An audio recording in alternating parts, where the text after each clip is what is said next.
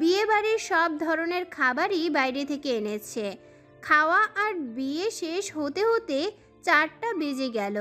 উনি তো অসুস্থ, বাইরে যেতে পারবেন না, তাই ওনাকে রুমে রেখেই আমরা চলে গেলাম তন্ময়ের সেই ছোট্ট ঘরটিতে। ফুলের দোকান থেকে তাজা তাজা সব রকমের ফুল নিলাম। উনি আমাকে বলে দিয়েছেন বাসর ঘর যেন খুব সুন্দর করে সাজানো হয়। ফুল কেনার টাকাও পাঠিয়েছেন। আমরা সকলে মিলে ওদের বাসর ঘর খুব দারুণ করে সাজালাম। একটা জিনিস ভেবে দারুণ লাগছে আজ। ওশানের জন্য এই দুটো মেয়ের জীবনই নষ্ট হচ্ছিল। সেই দুটো মেয়ের আজ দারুণ বন্ধুত্ব। তরির প্রতি অতি আনন্দের সাথে ছোঁয়ার বাসর ঘর সাজাচ্ছে। মুখে দারুণ হাসি লেগে আছে। সেই হাসিতে মৃন্ময় মুগ্ধ হচ্ছে, বারবার তাকিয়ে দেখছে তরিকে।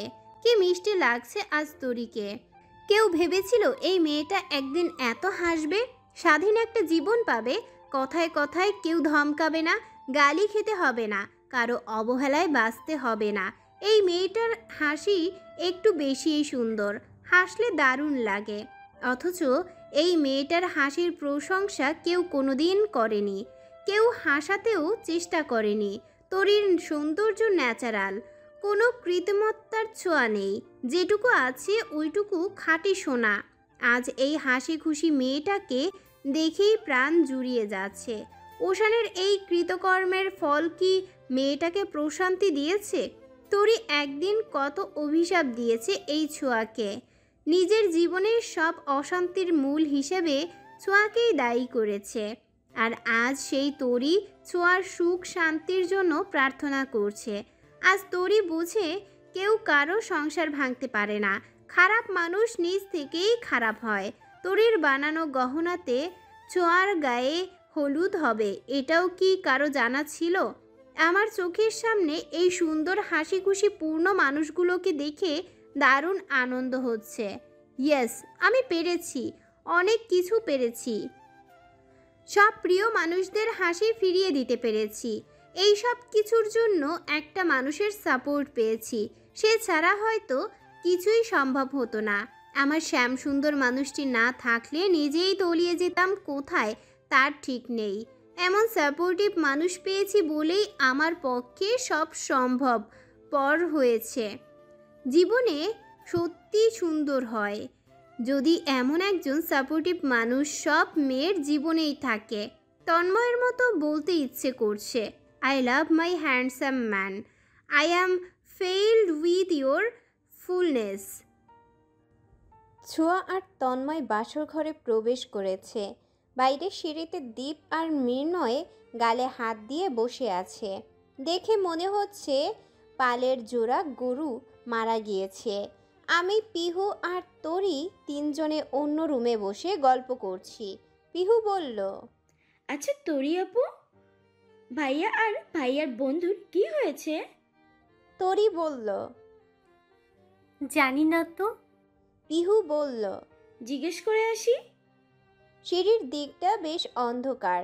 পিহু দীপকে মৃন্ময় ভেবে দীপের কাঁধে হাত রেখে বসে পড়ল আর বলল, ভাইয়া কি হয়েছে তোমার?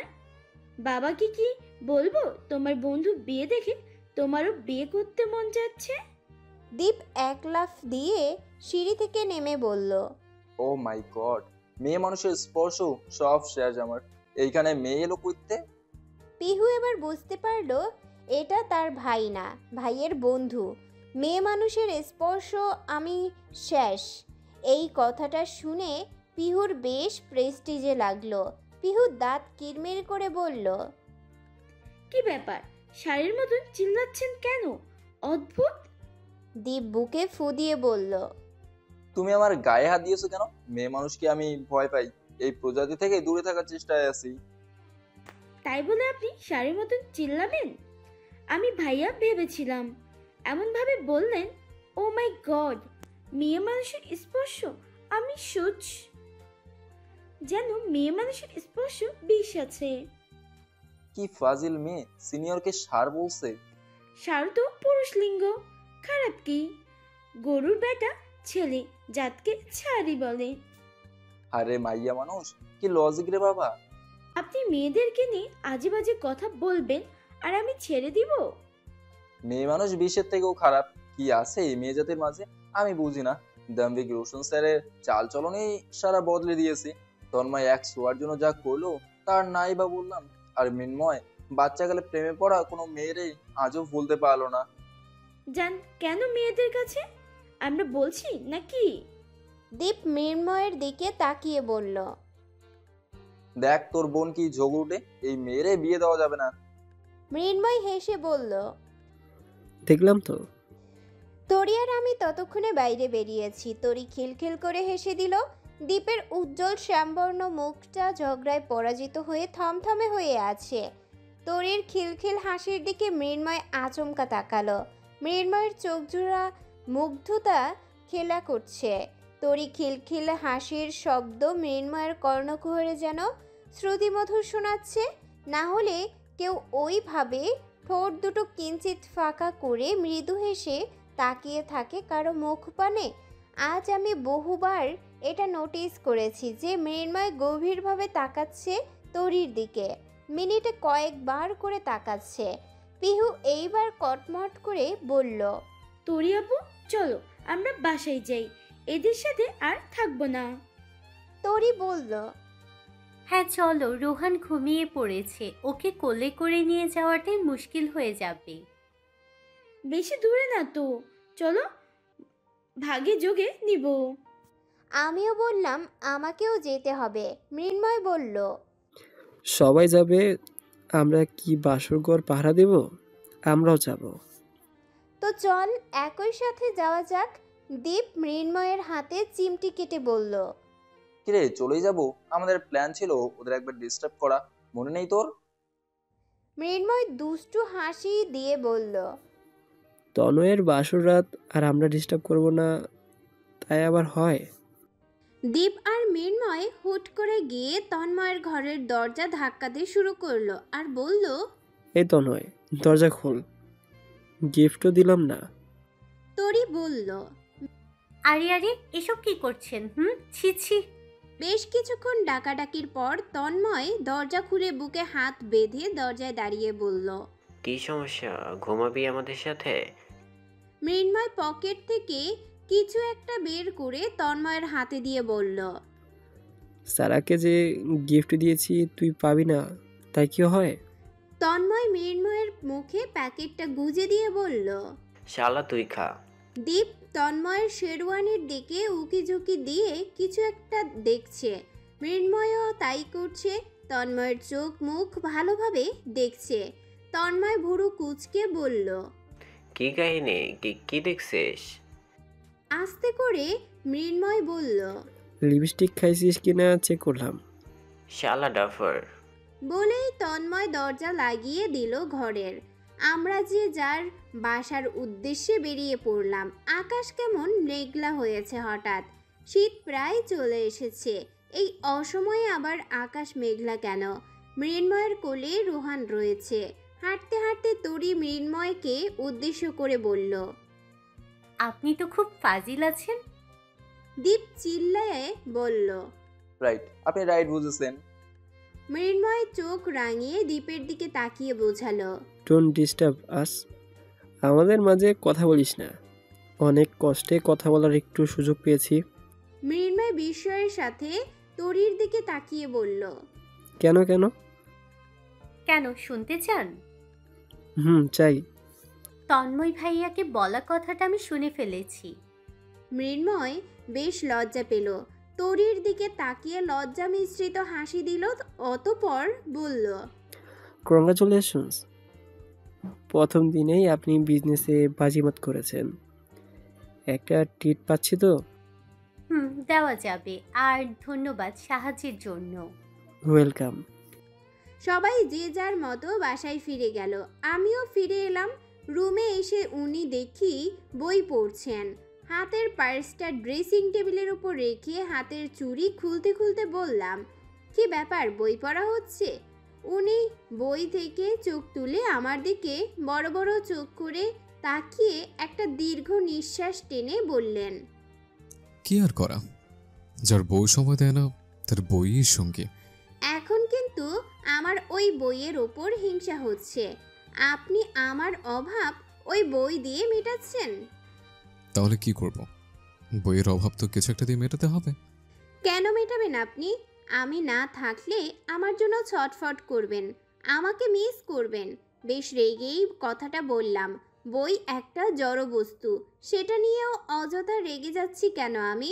উনি এবার আমার দিকে তাকিয়ে একটু অন্যভাবে বললেন, অভাব তো আরেকটা বই দিয়ে মেটাচ্ছে না, তাই না? বই দিয়ে মেটাচ্ছে। আমি ভয়ানক রাগী চোখে ওনার দিকে তাকালাম। উনি বোধহয় ভয়ই পেলেন, সাথে সাথে চোখ সরিয়ে নিয়ে আবার বইয়ের দিকে মনোযোগ দিলেন। আমি তেজস্ক্রিয় ভাব নিয়ে বললাম, কি বললেন আপনি? আরেকটা বউ? ওসবও ভাবেন আপনি? উনি আমার মুখের কাছে কান এগিয়ে বললেন, কি বললে? শুনিনি। শোনেননি তাই না? ঘরে সব কিছু ভেঙে ফেলবো আমি, আপনাকেও ভেঙে চুরে ফেলবো। আপনি আরও একটি বিয়ের কথা ভাবতে শুরু করেছেন। উনি বইটা বন্ধ করে থুতনিতে 4 আঙ্গুল ঠেকিয়ে আমার দিকে ড্যাব ড্যাব করে তাকিয়ে আছেন। কি যেন দেখছেন আমার রাগী চোখে মুখে তাকিয়ে। ওনার 2 চোখ জুড়ে মুগ্ধতা। এই মানুষটা কি জানে না তার এই চাহনিতে আমি এলোমেলো হয়ে যাই? মাদকের মতো কাছে টানে আমাকে। উনি একটু এদিক সেদিক তাকাচ্ছেন না, এক দৃষ্টিতে তাকিয়ে আছেন আমার দিকে। আমি ঝগড়ার মুডেই বললাম, ওভাবে তাকিয়ে কি দেখছেন? ভাবছে কি? তুমি তো সুন্দর কেন সুইটহার্ট? এই যে সুইটহার্ট শব্দটা শুনে হঠাৎ বুকের মাঝে কেমন অদ্ভুত ভালো লাগা কাজ করলো।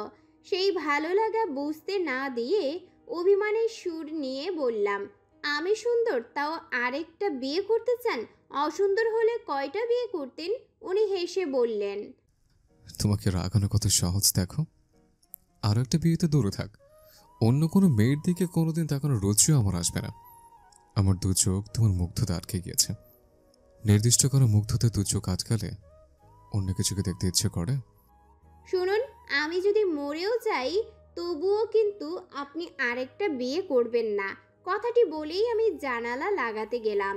বাইরে এলোমেলো বাতাস শুরু হয়েছে, মনে হচ্ছে ঝড় আসবে এখুনি। এরই মাঝে আড়ষ্ট 2টো হাত আমার কোমরে নেমে এলো। আমি বুঝতে পারলাম মানুষটা উনি ছাড়া আর কেউ না। কাঁধে থুতনি ঠেকিয়ে উষ্ণ নিঃশ্বাস ছাড়লেন। আলতো করে কোমর জড়িয়ে ধরে ঘাড়ে মুখ গুজে বললেন, কিসব বলো তুমি? এসব বলতে নেই। তোমাকে মিস করছিলাম, তীব্রভাবে মিস করছিলাম। একটা সময় রাগ হচ্ছিল, বিরক্তও হচ্ছিলাম, তাই তোমাকে একটু রাগিয়ে দিলাম। এখানে উঠে এলেন কিভাবে? কষ্ট হয়নি আসতে? কিছু পেতে হলে তো কষ্ট করতে হয়, তাই না? কি পাওয়ার কথা হচ্ছে? পরীক্ষার পরে গিফট দেওয়ার কথা ছিল, আমি কিন্তু ভুলিনি। মুহূর্তের মাঝে চোখ মুখ লজ্জায় লাল হয়ে গেল আমার। উনি সেই কথা এখনো ভোলেননি? আমি তো ভুলেই গিয়েছিলাম। লজ্জায় চুপ করে রইলাম আমি। উনি নেশাক্ত কণ্ঠে বললেন, এই উস্কানিমূলক আবহাওয়া বলছে সে গিফট পাওয়ার উত্তম সময় এখনই। বাইরে ঝড়ো হাওয়া, হিম বাতাস, ঝুম বৃষ্টি, বিদ্যুতের ঝলকানি, মেঘের গর্জন, শরীরে শীতল অনুভূতির সাথে প্রিয় মানুষটার আদুরে সঙ্গ, সব মিলিয়ে দারুণ এক অনুভূতির সৃষ্টি হচ্ছে হৃদয়ে। এই দারুণ আবহাওয়ায় মনে হচ্ছে জীবনের শ্রেষ্ঠ ভালো লাগাময় অনুভূতিটুকু হৃদয়ে দোলা দিচ্ছে। আকাশের মেঘ বুঝি প্রেম বর্ষণের জন্য আজ ঝরছে। বৃষ্টির সাথে প্রেমের নিশ্চয়ই কোনো কানেকশন আছে। শীতল হাওয়ার সাথেও রোমাঞ্চকর অনুভূতিও নিশ্চয়ই কোনো যোগসূত্র আছে। তা না হলে বৃষ্টি এলে প্রিয় মানুষের সঙ্গ কেন এত বেশি ভালো লাগে? শীতল হাওয়ায় কেন প্রিয় মানুষের আত্মার সাথে মিশে যেতে ইচ্ছে করে? নিচতলায় বাড়িওয়ালা খুব জোরে গান ছেড়েছেন, আমারও পরানো যাহা চাই তুমি তাই গো। গানের সুরে মন মাতোয়ারা করে তুলছে। নিচে কামিনী ফুলের মিষ্টি সুবাস নাকে খুশবু ছড়াচ্ছে। শ্যামসুন্দর মানুষটা আমাকে জড়িয়ে ধরে আদুরে আবদার করেই যাচ্ছে। সেই তখন থেকে কাঁধের থুতনি ঠেকিয়ে জড়িয়ে ধরে রেখেছে। আর আমার সাথে বৃষ্টি দেখছে, তাকে বাধা দিতেই ইচ্ছে হচ্ছে না, বরং আজ একটু বেশি ভালো লাগছে। তার প্রেম, তার ভালোবাসা, তার আদুরে স্পর্শ সবই ভীষণ ভালো লাগে আমার। বেশ কিছুক্ষণ পরে আবারও দুষ্টুমি ভরা কণ্ঠে বললেন, বারবার আমিই তোমার কাছে আসি, তুমি আসো না কেন? কখনো নিচে থেকে আমাকে কিস করনি। আমার বার্থডে গিফট হিসেবে কিস চেয়েছিলাম, কে বলেছিলে? পরীক্ষার পরে। এখন তো পরীক্ষাও শেষ, ওয়েদারটা উস্কানিমূলক, তাই গিফটটা আমার চাই। সত্যিই তো সেদিন লজ্জা পেয়ে বলেছিলাম পরীক্ষা শেষ হোক। আজ কি বলবো? নিজে থেকে কিভাবে কিস করব? মিনমিনে কণ্ঠে বললাম, আপনি না সিক আজ? এসব কি কথা? আজ আমি সিক, তুমি গিফট দিলে মনে হচ্ছে সুস্থ হয়ে যাব। বউয়ের আদরের উপর আর কোনো মেডিসিন নেই। উনি আমাকে এবার ওনার দিকে ঘুরিয়ে ঠোঁট এগিয়ে বললেন। Give me. হঠাৎ কি ভেবে যেন দারুণ লজ্জা লাগছে। কিভাবে চুমু দিব? উনি চুমুর কথা বলছেন। লজ্জায় মিয়েই যাচ্ছি আমি। একদমই অসম্ভব ব্যাপার বলে মনে হচ্ছে। তাকে ধাক্কা দিয়ে ব্যালকনির দরজা খুলে ব্যালকনির রেলিং ধরে দাঁড়ালাম। এলোমেলো বাতাসে সামনের চুল উড়ছে। ব্যালকনিতে আছড়ে পড়া বৃষ্টির সমস্ত আমার গায়ে এসে লাগছে। মুহূর্তের মাঝে খানিকটা ভিজে গেলাম। কেন যেন বৃষ্টিতে ভিজতে ইচ্ছা করছে, মন খুলে নাচতে ইচ্ছা করছে। ভীষণ ভালো লাগছে সব কিছু। পিছন ফিরে ওনার দিকে তাকালাম। ইস, কি সুন্দর দেখাচ্ছে ওনাকে। এই যে ঢোলা ঢালা সাদা গেঞ্জি, কালো ট্রাউজার, মুখে খোঁচা খোঁচা দাড়ি, কি সুন্দর দেখাচ্ছে ওনাকে। উনি লাজুক হেসে নিচের ঠোঁট কামড়ে দাড়িতে হাত বুলাচ্ছেন আর গভীর দৃষ্টি নিক্ষেপ করে তাকিয়ে আছেন আমার দিকে। এই চাহনি আমার সব কিছু এলোমেলো করে দেয়। মানুষ এতটাও ফিট হয়? সব দিক থেকে পরিপূর্ণ। আমি লজ্জায় মুখ ফিরিয়ে আবারও বাইরে তাকালাম। উনি আমাকে ডাকলেন। সারা, ভিজলে কিন্তু ঠান্ডা লাগবে। লাগুক, তবুও ভিজবো আমি। এইভাবে কিন্তু আমার থেকে পালাতে পারবে না আজ। স্বামীগত অধিকার থেকে আমাকে বঞ্চিত করতে পারবে না। পালাচ্ছি না তো, আপনিও আসুন, একসাথে ভিজি। আমি গেলে কিন্তু বাড়াবাড়ি হয়ে যাবে, কিছু করে ফেলবো কিন্তু, অনর্থক হয়ে যাবে। আচ্ছা, আপনাকে তাহলে আসতে হবে না, অনর্থকও করতে হবে না। আপনি অসুস্থ, ভিজলে আপনার ঠান্ডা লেগে যাবে। তুমি না এলে কিন্তু আমাকে যেতে হবে, আর গেলে বুঝতেই পারছো কি হতে পারে। বারবার কিসের ভয় দেখাচ্ছেন? আমি কোনো ভয় পাওয়া মেয়ে নই। তাই না? তাই। ওকে, কাম। এরই মাঝে বিদ্যুৎ চলে গেল। রুম অন্ধকারাচ্ছন্ন হয়ে গিয়েছে। আকাশে বিদ্যুতের ঝলকানিতে দেখা যাচ্ছে সুদর্শন এক পুরুষ দাঁড়িয়ে আছে রুমের মধ্যে। উনি ডাকলেন, সারা, রুমে এসে লাইট অন করো। কেন, ভয় পাচ্ছেন? পাচ্ছি। বেলকনিতে পড়ি দাঁড়িয়ে আছে। অনেকদিনের শখ পরের সাথে রোমান্স করার। মনে হচ্ছে আগে করেননি। কথা বলে সময় নষ্ট করছো? রুমে এসো কুইক, নাহলে আমি আসছি। আসছি আমি। অন্ধকারে পা টিপে টিপে রুমে প্রবেশ করতেই উনি আমায় ধরে ফেললেন। অন্ধকারে ওনাকে স্পষ্ট দেখা যাচ্ছে না, তবে বাইরের ল্যাম্প পোস্টের আলোয় ওনার মুখ দেখা যাচ্ছে। কানের কাছে মুখ এনে ফিস ফিস করে বললেন, এত বলাচ্ছে কেন? দাও এবার। লজ্জা করছে আমার। কিসের লজ্জা? জানি না। এসব লজ্জার কথা বলে আজ আর পার পাবে না। I need a kiss. আমি পারি না এসব। শিখিয়ে দিচ্ছি আমি। না, শেখাতে হবে। তাহলে তুমি আমায় শেখাও। তাও পারবো না, আমি কিছুই পারবো না। এভাবে পারবো না, আর পারি না বলে বলে আমায় ফাঁকি দিচ্ছ তুমি। আজ পারতেই হবে তোমাকে। ছাড়ুন আমায়, লজ্জা পাচ্ছি আমি। উনি আমার ডান গালে হাত রেখে বাম গালে চুমু দিয়ে বললেন, এভাবে কিস দিতে হয়, আমি যেভাবে দিলাম। তুমি চাইলে একটু ভিন্নভাবে দিতে পারো, হিন্দি মুভির মতো। ছি, আমি পারবো না। উনি আমায় ছেড়ে দিয়ে বললেন, ওকে, লাগবে না, বুঝেছে। ভালোবাসো না আমায়। নিশ্চয়ই অন্য কারোর সাথে কমিটেড তুমি। নিশ্চয়ই কাউকে কথা দিয়ে রেখেছ। বরকে কোনোদিন চুমুটুমু দিবে না, ফাইন দিতে হবে না। ছি, কাকে কথা দিব? এমন কেউ নেই। আছে কিনা নেই I don't know. Good night. রাগ করলেন? আমার রাগ এখনো দেখোনি তুমি, তাই জানো না। এবার বুঝবে রাগ। উনি বেশ রাগ দেখিয়েই বিছানায় গিয়ে শুয়ে পড়লেন। পুরুষ মানুষ কি ননসেন্স নাকি? এরা বোঝে না কেন মেয়েদের সব কিছুই ভালো লাগে কিন্তু লজ্জায় প্রকাশ করতে পারে না। এসব নিয়েও মানুষ রাগ করে। কি করব এখন? রাগ করে থাকলে তো আমারই ভালো লাগবে না। চোখ মুখ বন্ধ করে একটা চুমু দিয়ে দেব, ব্যাস। আর কিভাবে রাগ ভাঙাতে হয় সারা ভালো করেই জানে। সারা এমন ম্যাজিক জানে, রাগটা সব ফুঁস হয়ে রোমান্টিক হয়ে যাবে এক্ষুনি। ব্যালকনির দরজা বন্ধ করে চেঞ্জ করে একটা হালকা গোলাপি নাইটি পরে ফোনের টর্চ অন করে ওনার পাশে শুয়ে পড়লাম। আজ প্রথমবার নাইটি পরলাম, এর আগে কখনোই পরা হয়নি ওনার সামনে। মানুষটা কি পরিমাণ রাগ করেছে, আমার যে ইচ্ছা নেই চুমু দেওয়ার তা নয়, কিন্তু লজ্জা লাগছে, এটাই সমস্যা। উনি তো এদিক তাকাচ্ছেনই না, মনে হচ্ছে খুবই রেগে গিয়েছেন। রাগটা ভাঙাতেই হবে। আস্তে করে বুকের ওপর হাত রাখলাম। হাত রাখতেই উনি হাতটা সরিয়ে দিয়ে বললেন, কি হচ্ছে এসব? কি হবে? ওদিকে ঘুরে শুয়ে আছেন কেন? আমার মুখ দেখতে কি খুব বিশ্রী? একদম নাকামি করবে না, কথা বলতে ভালো লাগছে না, ঘুমাবো। দেখুন কি পরেছি, যা ইচ্ছা পড়ো। হট ড্রেস পরেছি। নেকেড থাকলেও দেখার ইচ্ছে নেই। কি অসভ্য কথা বলেন আপনি, ভারী অসভ্য তো। হুম। বুঝতে পারলাম মুখে কিছু বলে রাগ কমবে না, ভিন্ন কিছু করতে হবে। ওনার পরনের ঢিলেঢালা গেঞ্জির ভেতর কিছু না বলেই ঢুকে গেলাম। উনি বলে উঠলেন, আরে আরে কি করছো? বাকিটুকু বলার আগেই ওনার দুই গালে চুমন আদর এঁকে দিলাম। ঠোঁটে ঠোঁট মিলিয়ে কোনো কথা বলার সুযোগ দিলাম না। সব লজ্জা অতিক্রম করে গেলাম। পুরুষ মানুষ বোধহয় আদর আর ভালোবাসা পেলে সব রাগ ভুলে যায়। এরা নারীর ভালোবাসাতেই তুষ্ট। শুদ্ধ ভালোবাসা দিয়ে পুরুষ মানুষকে বশ করে রাখা যায়। নিমিষেই সব রাগ ভুলে জড়িয়ে নিলেন ওনার সাথে।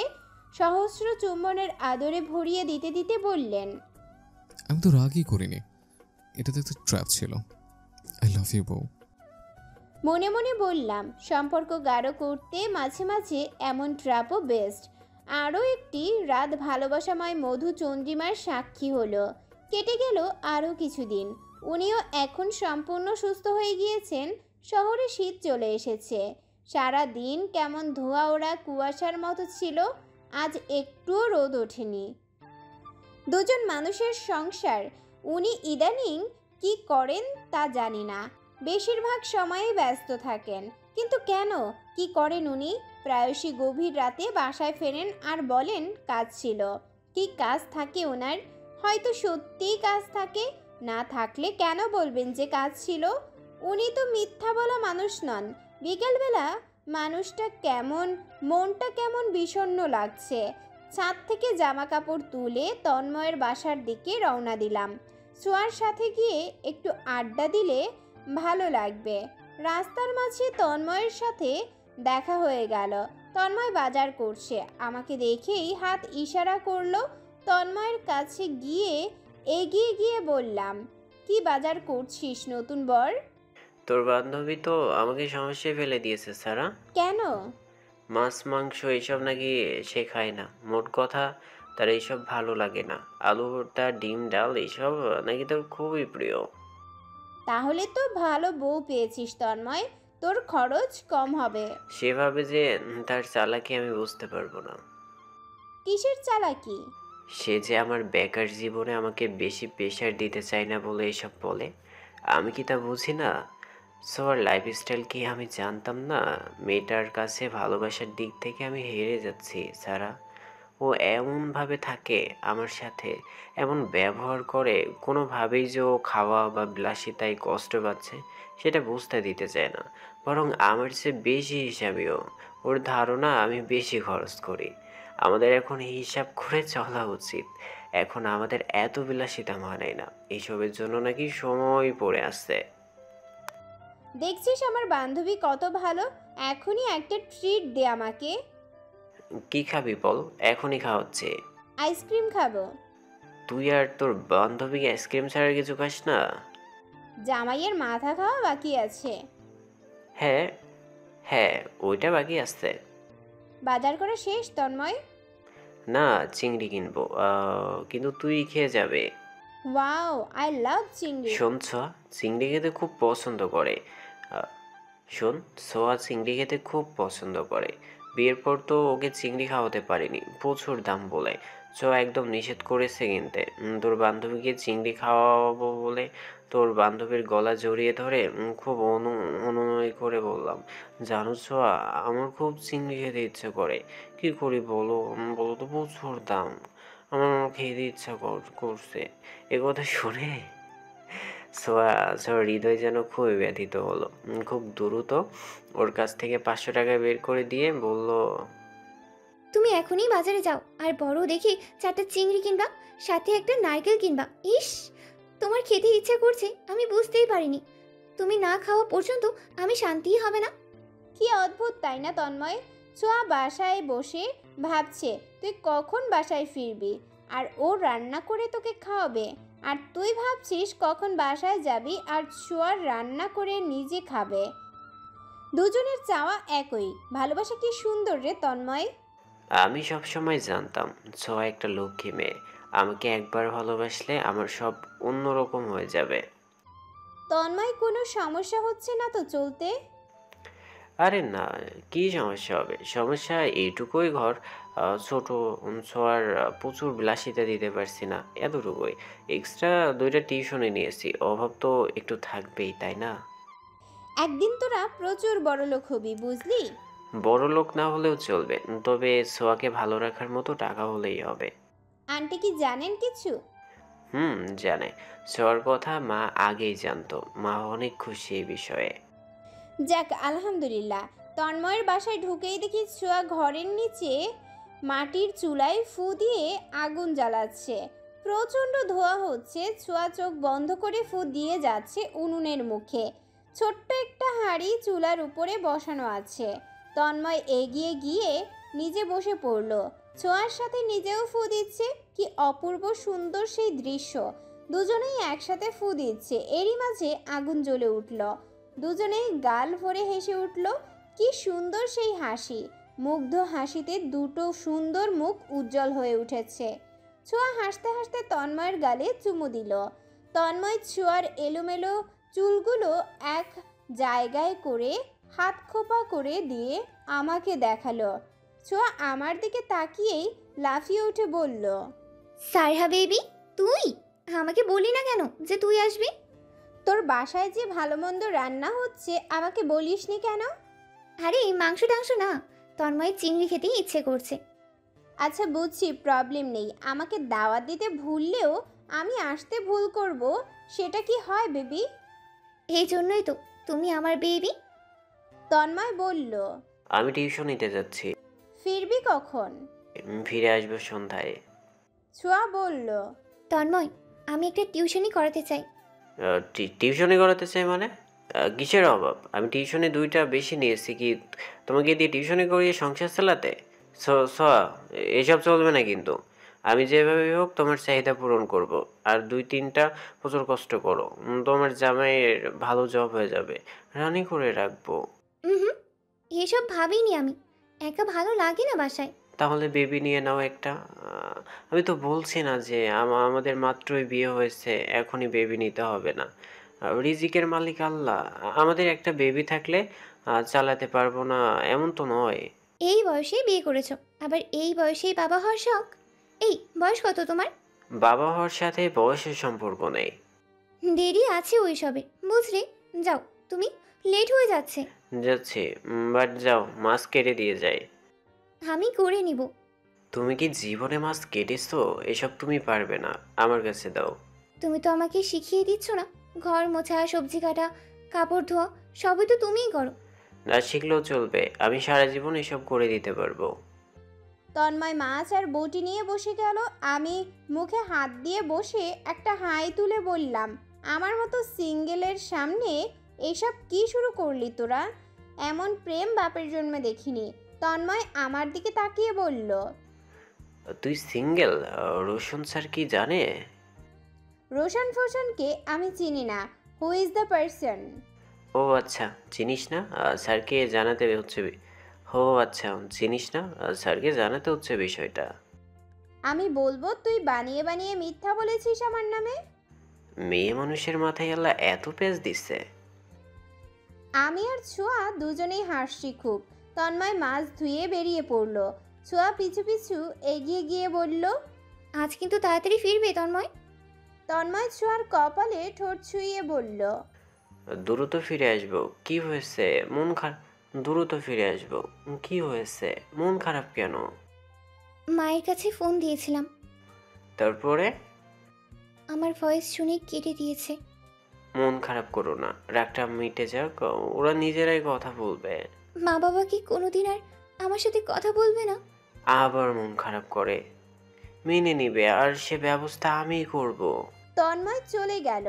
ছোঁয়াকে বললাম, আচ্ছা বেবি, তোর কি খারাপ লাগে কখনো? কি নিয়ে? এই যে আগে অনেক বিলাসবহুল জীবন ছিল। আমার তো মনে হয় আমি আগের থেকে বেশি বিলাসবহুল জীবনযাপন করছি।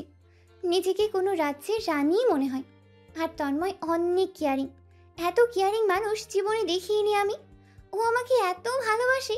আমার মনে হয় জীবনের শুরুটা ওর সাথে না হই অনেক কিছুই মিস করেছি। ভালো থাকা, সুখে থাকা অনেক সহজ, শুধু চাহিদা সাধ্যের মধ্যেই রাখতে হয়। তোদের দেখেও ভালো লাগছে সত্যি। আজ যাই তাহলে? কই যাবি? না খেয়ে কোথাও যাওয়া চলবে না। বলে আসিনি, এসে না পেলে ভাববে কই হারায় গেছি। সে তো বউ পাগল লোক। সব ছেলে কি এমন? হয়তো এমনই, আবার সবাই নাও হতে পারে। আচ্ছা আমি আসি বেবি আজ। নো বেবি, কোথাও যাওয়া হবে না।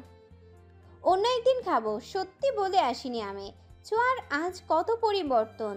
কলেজে গিয়ে গাড়িতে করে চলাফেরা করে মেয়েটা আজ উনুনে ভাত রান্না করেও কত সুখী। ভালোবাসা সত্যি সুন্দর। ঘূর্ণায়মান সন্ধ্যা, চারিদিকে সন্ধ্যার হলদেটে আলো। মাথার উপর দিয়ে একঝাঁক পাখি সারিবদ্ধভাবে উড়ে যাচ্ছে। এমন ঢেউ খেলানো সেই শাড়ি যেন শিল্পী আঁকা আকাশের বুকে নিখুঁত কোনো নৈসর্গিক দৃশ্য, যা কেবল ক্যালেন্ডারের পাতায় দেখা যায়। এখনই একটা ছবি তুলতে পারলে আজকের সন্ধ্যার বেস্ট ছবি হতো এটা। রাস্তার দুপাশে শিমুল ফুল ফুটে আছে। শিমুল ফুলের মাঝে আমি বিশেষ কিছু সৌন্দর্য খুঁজে পাই। এই কাঁটাযুক্ত বিশাল গাছের মাথায় শত শত লাল টকটকে ফুলে যখন ছেয়ে যায়, আমি মুগ্ধ হয়ে সেটা দেখি। কেউ যদি কখনো হাতে নিয়ে একটা শিমুল ফুল দেখে, নিশ্চিত সে এই ফুলের প্রেমে পড়ে যাবে। গাছের নিচ থেকে একটা ফুল তুলে হাতে নিলাম। ফুলটা কেবলই গাছ থেকে ঝরে পড়েছে। ফুলের পাপড়িতে হাত বোলাতে বোলাতে উত্তর দিকে তাকালাম। উত্তরে হিম বাতাস ছেড়েছে। ধোঁয়া ওড়া কুয়াশা আরও বেড়ে চলেছে। প্রতিটা মানুষের মাথায় টুপি বা মাফলার পেঁচানো, পরনে সোয়েটার বা চাদর, পায়ে জুতা। কলেজের সাইড দিয়ে হাঁটতে হাঁটতে পুরনো লাইব্রেরির সামনে এসে দাঁড়ালাম। লাইব্রেরির পাশেই বেশ বড় একটা ফুচকা আর চটপটির দোকান। দোকানদার আমাকে আগে থেকেই চেনে। আমাকে দেখেই বলল, আপা, আজ এ সময়ে এখানে? আপনার দলবল কই? আমি স্বভাব সুলভ হেসে বললাম, এদিকেই বাসা নিয়েছি, একটু ঘুরতে এসেছিলাম। চটপটি দেব? না, আজ খেতে ইচ্ছা করছে না। মন খারাপ আপা? না, এমনি পরে এসে খেয়ে যাব। এরই মাঝে একটা রিক্সা আমার সামনে থেকে অতিক্রম করে বলল, জি যাব। রিক্সায় উঠে মন বেশ খারাপ লাগছে। সেই দুপুর থেকে তার কোনো খোঁজ নেই। একটাবার আমাকে ফোন করলো না। মানুষ কি এত বিজি থাকে যে 1 মিনিট ফোনও দিতে পারে না? ভেতর থেকে কেউ একজন বলে উঠল, শুধুই তার দোষ? তুমি কেন তাকে ফোন দাওনি? সে পুরুষ মানুষ, অনেক ঝামেলায় থাকে। তুমিও তো ফোন দিতে পারো। আমি কেন ফোন দিব? সে যদি আমাকে ভালোবাসে নিশ্চয়ই সে আমাকে ফোন দিবে। সে না দিলে আমিও দিব না। নিজেই নিজের সাথে যুদ্ধ করছি। এরই মাঝে ফোনের মেসেজের রিংটোন বেজে উঠল। এই যে সব মান অভিমান এক মুহূর্তের মাঝে উধাও হয়ে গেল। ফোনের স্ক্রিনে ভাসছে শ্যামসুন্দর পুরুষ নামটা। মেসেজটা ওপেন করেই দেখি লেখা আছে, নিশ্চয় রেগে আছো? সরি, কান ধরেছে। দেখো, I really missed you. Phone সার্ভিসিংয়ে ছিল, তাই ফোন দিতে পারিনি। কি ছিল এই একটা মেসেজে? একটা মেসেজ পেয়ে মনটা ভালো হয়ে গেল। এই যে মনে মনে তার বিরুদ্ধে শত শত অভিমান সব উড়ে গেল হাওয়ায়। রিকশায় আসতে আসতে দেখি রাস্তার পাশে হালকা গোল্ডেন কালারের মতো সুন্দর একটা জ্যাকেট ঝোলানো। জ্যাকেটটা দেখেই চোখ জুড়িয়ে গেল। সাথে সাথে পার্স খুললাম। পার্সে 5,000 টাকা আছে। সেদিন আম্মু পাঠিয়েছে জামাইকে শীতের কাপড় কিনে দেওয়ার জন্য, কিন্তু উনি খুব রাগ করেছেন। বরং আম্মু আব্বুর জন্য শীতের কাপড় কিনে আমাকে পাঠিয়ে বলেছিলেন আম্মু আব্বুকে টাকাটা ফিরিয়ে দিয়ে আসবে। কিন্তু আমি গিয়েছিলাম, তবে আব্বু বা আম্মু কেউই ফেরত নেননি। বলেছে আমি যেন তাকে না জানিয়ে কিনে দেই। রিক্সা থেকে নেমে দোকানে ঢুকে জ্যাকেটের দাম জিজ্ঞেস করতেই কর্মচারী বলল, আপা 7,500 টাকা দাম। চোখ কপালে তুলে তাদের দিকে তাকালাম। তাদের বলা দামটা যে আমার পছন্দ হয়নি সেটা আমার মুখ দেখেই বুঝে গেলেন।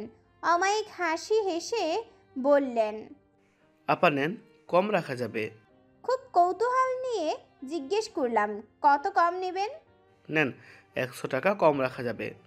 আমি আবারও কথা না বলে চোখ কপালে তুলেই তাকালাম। যা মনে আসছে তা মুখে প্রকাশ করতে না পেরে অদ্ভুত ভঙ্গিতে তাকালাম। তারা আবারও অমায়িক হেসে বলল, আপা 500 কম রাখবো। এই মিন্টু, জ্যাকেটটা এই আপাকে প্যাকেট করে দে তো। আমি মুখে বিরক্তি ভাব এনে বললাম, 500তে দিবেন ভাই? 7,500 টাকার পোশাকের দাম 500 টাকা শুনে বোধহয় দোকানের মালিক সহ সকলের চোখ কপালে। মনে হলো কোনো জোক শুনেছে। এই টাইপ একটা হাসি দিয়ে বলল, আপা কিনতে আইছেন নাকি ইয়ার্কি করতে আইছেন? কি মনে হয়? তাই বলে 500 টাকা দাম বলবেন? তাহলে কত বলবো? গোল্ড মিক্স করা পোশাক নাকি এটা? এত কোনো ব্র্যান্ডও নয়। ইয়ার্কি কি আপনারা পাইছেন? এত দাম বলেন যে মানুষ কনফিউজড হয়ে যায় দাম কত বলা উচিত। কি করব, দাম যদি সঠিকটাও চাই তাও মানুষ দামাদামি করে। কারণ মানুষ জানে আপনারা 1 টাকার জিনিস 10 টাকা দাম চান। এখন বলেন কত হলে দিবেন? 3,000 লাস্ট দাম আপা। পছন্দ হয়েছে খুব, তাই পছন্দের মানুষের জন্য নিচ্ছি। কাপড় যেন এলোমেলো না হয়, বুঝেছেন? আমার জামাই কিন্তু পুলিশ। বলে দেব এই দোকান থেকে কিনেছিলাম। আপা কোনো বাজে রিপোর্ট দিয়েন না যেন। আমরা কিন্তু আপনাকে ঠকাইনি। এই আপাকে আর 200 টাকা ফেরত দে নাস্তা খেতে। আবারও 200 টাকা ফেরত দিয়ে হাতে প্যাকেটটা ধরিয়ে দিল। দোকান থেকে বেরিয়ে একা একা হাসতে হাসতে গড়িয়ে যাচ্ছি। যেখানে সেখানে ঢপ মারা অভ্যাসে পরিণত হয়ে গিয়েছে।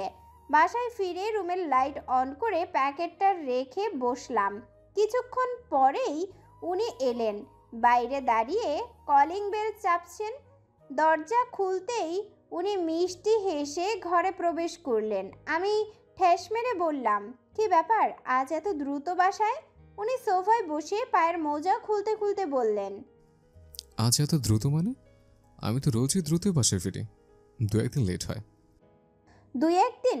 বাবা, প্রায় রাত 12টা বাজে। হাতের ঘড়ি খুলতে খুলতে বললেন, মাঝে মাঝে একটু কাজ থাকে, বলছো না কেন তুমি? আমি পায়ের ওপর পা তুলে বসে পা দুলাতে দুলাতে বললাম, ভাবছি এখন থেকে আমি রোজ বাইরে থাকবো, রাত 12টা করে বাসায় ফিরবো। উনি কপাল টান টান করে তাকিয়ে বললেন, চেঞ্জ করে এসে শুনছি বাকিটা, ওয়েট। আলমারি খুলে ট্রাউজার আর গেঞ্জি নিয়ে ওয়াশরুমে প্রবেশ করলেন। কিছুক্ষণ পর কালো ট্রাউজার আর সাদা গেঞ্জির ওপরে কালো শীতের কোট পরে এলেন। আমি বিপরীত পাশের সোফায় বসলেন। উনিও পায়ের ওপর পা তুলে বসলেন। কোটের 2 পকেটে 2 হাত গুজে রাখা। কপাল টান টান করে আমার পায়ের দিকে তাকালেন।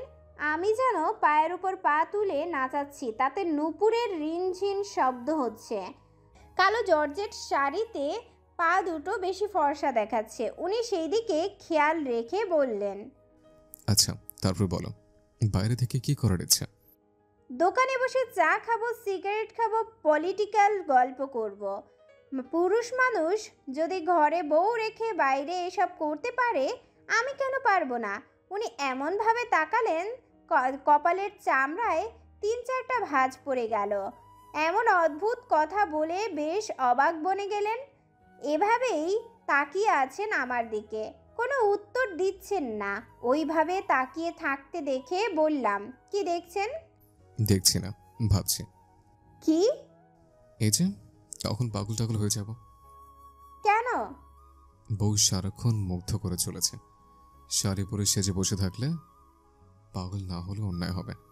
পাম দিচ্ছেন কেন? উনি চট করে আমার পাশে এসে বসে আমায় জড়িয়ে ধরে বললেন, কি হয়েছে, এত ঝগড়া করছে কেন?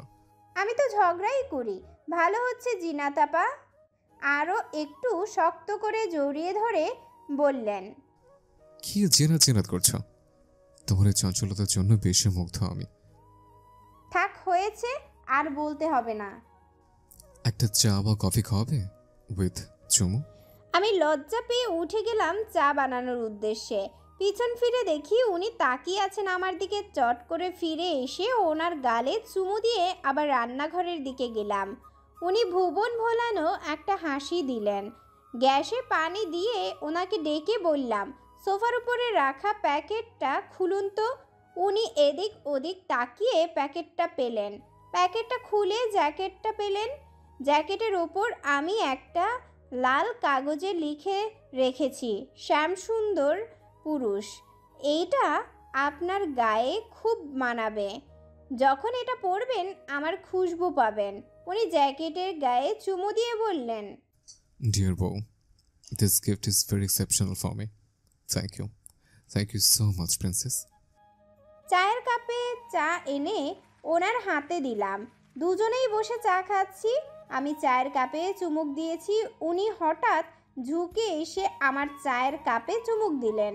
সাথে সাথে ঠোঁটের সাথে ঠোঁট মিশে গেল। উনি লাজুক চোখে আমার দিকে তাকালেন। আমিও হেসে দিয়ে চায়ের কাপ ছেড়ে দিলাম। এরই মাঝে ওনার ফোন বেজে উঠল। আমি উঠে গিয়ে ওনার ফোনটা এনে দিলাম। উনি ফোন হাতে দিয়ে টিভি অন করলেন। এখনই খেলা শুরু হবে, ব্রাজিল বনাম আর্জেন্টিনা। ফোনের ওপাশ থেকে বলে উঠল, কি ভাই, কি করছেন? তোমার ভাবিকে নিয়ে খেলা দেখছে। ভাবি? কোন দল ভাই? আমার বউ তো আর্জেন্টিনা, খুব প্যারা দিচ্ছে, ঘরে টিকা যাচ্ছে না। উনি আমার কাঁধের উপর হাত দিয়ে আমাকে ওনার কাছে টেনে নিয়ে বললেন, আমার বউ এসব বাজে বাজে দল আর্জেন্টিনার সাপোর্টার নয়। She is very cute girl, তাই সে ব্রাজিলের সাপোর্টার। এটুকু বলেই উনি আমার থুতনি ধরে বললেন, তাই না স্যার? আমি অগ্নি চোখে তাকালাম ওনার দিকে। আমাকে অগ্নি চোখে তাকাতে দেখেই ওনার মুখের হাসি নিভে গেল। দ্রুত ফোনটা কেটে আমার দিকে সরল চোখে তাকিয়ে ভুরু নাচিয়ে বললেন, হোয়াট হ্যাপেন্ড? আমি সাথে সাথে উঠে কোমরে হাত বেঁধে দাঁড়ালাম। রাগে ফুঁসতে ফুঁসতে বললাম, কি বললেন? আর্জেন্টিনা আজে বাজে দল? উনি বেশ ভ্যাবাচাকা খেয়ে বললেন, তো তোমারও তো রেগে যাওয়ার সায়েন্স বুঝলাম না, তুমি তো ব্রাজিলের সাপোর্টার। আমি ব্রাজিল সাপোর্টার? হ্যাঁ, আপনাকে কে বলেছে আমি ব্রাজিল সাপোর্টার? আর আপনি কোন সাহসে আজে বাজে দল বললেন? তার কৈফিয়ত দেন। অদ্ভুত, তো রুমে গিয়ে দেখেছিলাম নেইমারের একটা ছবি টাঙানো। ওটা আমি নই, আমার আপু টাঙিয়েছে। ও, তার মানে তুমি ব্রাজিলিয়ান নও? আপনি ভাবলেন কিভাবে আমি ওই 7 আপ খাওয়া দলের সাপোর্ট করব? উনি ভুরু কুঁচকে বললেন, কি 7 আপ খাওয়া দল? যে দল 5 বার চ্যাম্পিয়ন হয়েছে তাকে তুমি 7 আপ খাওয়া দল বলছো? 5 বার কাপ নিয়েছে ব্রাজিল। ওহ, আপনি তাহলে কাপ দেখে দল সাপোর্ট করেন? অবশ্য এটা আপনার একার দোষ নয়। বেশিরভাগ ব্রাজিল সাপোর্টাররা ওই 5 বার কাপ নিচে দেখেই ব্রাজিল সাপোর্ট করে, না হলে করতো না। তাহলে তুমি কি দেখে আর্জেন্টিনাকে সাপোর্ট করো? আমি খেলা দেখে দল সাপোর্ট করি। আমি একজন রিয়েল দর্শক, যে কাপ দেখে নয় বরং খেলা দেখে দল সাপোর্ট করে। আর্জেন্টাইন ভালো খেলে, তাহলে ব্রাজিল এতবার কাপ পেল কেন? কাপটা ভাগ্যের ব্যাপার, বুঝেছেন? কাপ পাইছে বলেই কি ভালো হয়ে গেল? আমরা আর্জেন্টিনার সাপোর্টাররা কাপ দেখি না। আমাদের কাছে হারলেও আর্জেন্টিনা ভালো, জিতলেও আর্জেন্টিনা ভালো। ভালো না খেললে কেউ কাপ পায়? হ্যাঁ, ওটা জাতীয় স্লোগান তোমাদের। হোক জাতীয়, আপনারে বলতে বলেছি আমি। না, আমার এই ব্যাপারে কিছু বলার নেই। তোমাদের কিছু থাকুক বা না থাকুক, মুখ তো আছে। 7 আপ তো আর নেই, ভালো করে 7 আপ খান, বুঝেছেন? ছি ছি, তাই বলে 7 আপ? গোল দিয়েছিল জার্মানি দল, তোমাদের এত আনন্দ কেন বুঝলাম না। তখন কি জার্মানির সাপোর্টার হয়ে গিয়েছিলে? নিজেরা না পেয়ে অন্যদের দেওয়া গোল নিয়ে মাতামাতি, লজ্জা থাকা উচিত। কি এত বড় কথা? আমার লজ্জা নেই? উনি খিলখিল করে হেসে উঠলেন। সেই হাসিতে শরীরের রাগের পরিমাণ আরো বেড়ে গেল। ওনাকে হাসতে দেখে বললাম, এমন বিশ্রীভাবে হাসছেন কেন? মেজাজটাই খারাপ করে দিছেন। ইচ্ছা হচ্ছে আমি টিভির ভিতর ঢুকে কয়েকটা গোল দিয়ে আসি। আমি হলে দেখতেন কি পরিমাণ গোল দিতাম। 7 আপকে দিচ্ছে হচ্ছে নাকি তোমার? শুনুন, আজে বাজে কথা বলবেন না কিন্তু। আপনাদের 7 আপ আপনারাই খান।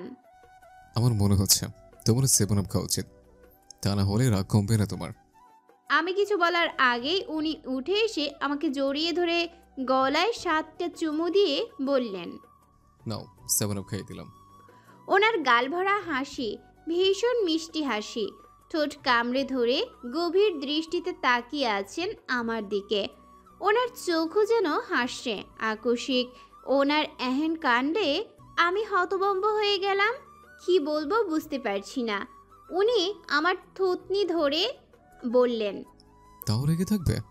চাইলে তুমিও আমাকে 7 আপ খাওয়াতে পারো, যেভাবে আমি খাওয়ালাম। সরি, 7 কেন, বিলিয়ন বিলিয়ন ছাড়িয়ে যেতে পারো, আমি একটুও রাগ করবো না। লজ্জায় চোখ নামিয়ে ফেললাম। কিসব বলেন উনি? আমাকে ওনার বুকের সাথে জড়িয়ে ধরে বললেন, কিভাবে রেগে যাও তুমি? যত রাগো তত ভালো লাগে। তুমি কি পাগল? আমি বাচ্চাদের মতো খেলা নিয়ে ঝগড়া করে ঘরে অশান্তি করব? মানুষকে দেখে এসব করে। খেয়ে কাজ না থাকলে মানুষ অনেক কিছুই করে। একদল সাপোর্ট করে বলে আরেক দলকে অপমান করা মানুষ ফুটবল প্রেমী হতে পারে না। সব দলই বেস্ট, আর খেলায় হার জিত থাকবে। আপনি তাহলে প্রকৃত ফুটবল প্রেমী? না, আমি আমার বউ প্রেমী। এই কথা বলেই আমাকে আরও খানিকটা শক্ত করে জড়িয়ে ধরলেন। ঝগড়ার মুড কোথায় হারিয়ে গেল জানি না। আমাকে কন্ট্রোল করার অসীম ক্ষমতা আল্লাহ এই মানুষটাকে দিয়েছেন। দিন দিন ওনার প্রতি আমার আসক্তি বেড়েই চলেছে। এত বেশি আসক্তি যে একটা মুহূর্ত ওনাকে ছাড়া কাটাতে পারি না। মানুষ মানুষকে এতটা ভালো কিভাবে বাসতে পারে? এই মানুষের শরীরের আশ্চর্য রকম এক ফুলের খুশবু পাই আমি, যে খুশবুতে মন মাতোয়ারা করে তোলে। হারিয়ে যায় এই মানুষের প্রেমের গভীর অতলে।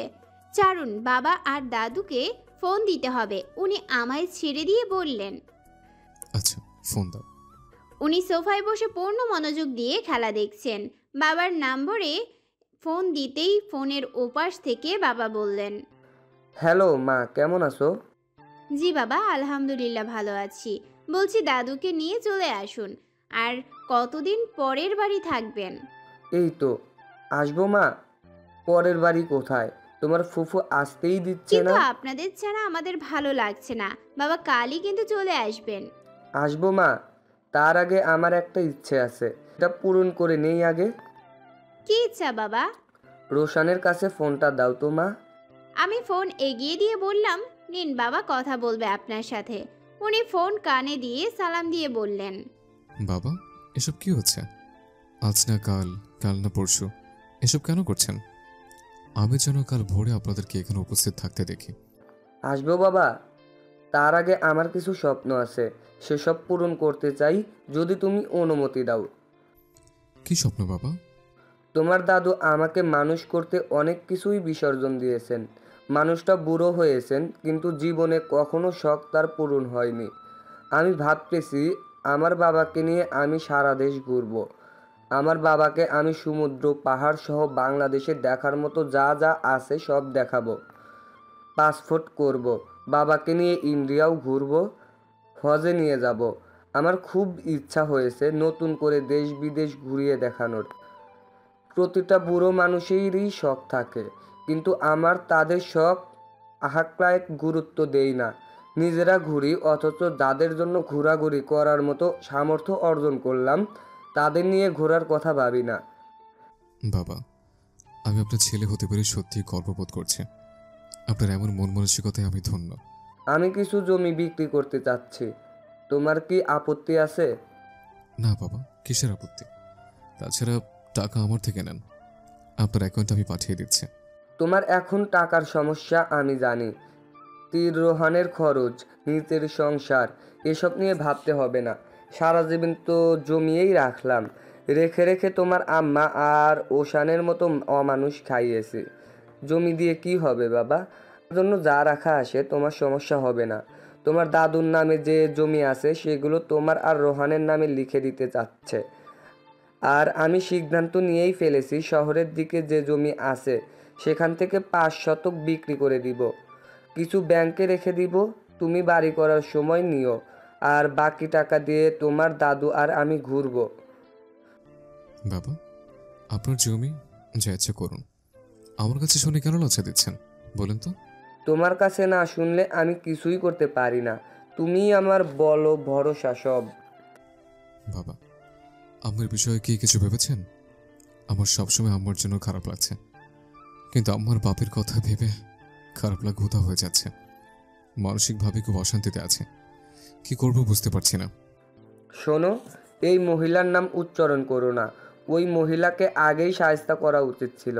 যেভাবে ওশানের বউ থাকতে আরেকটা বিয়ে দিতে উঠে পড়ে লেগেছিল, ঠিক সেইভাবে আমার আরেকটা বিয়ে করা উচিত ছিল। তাহলে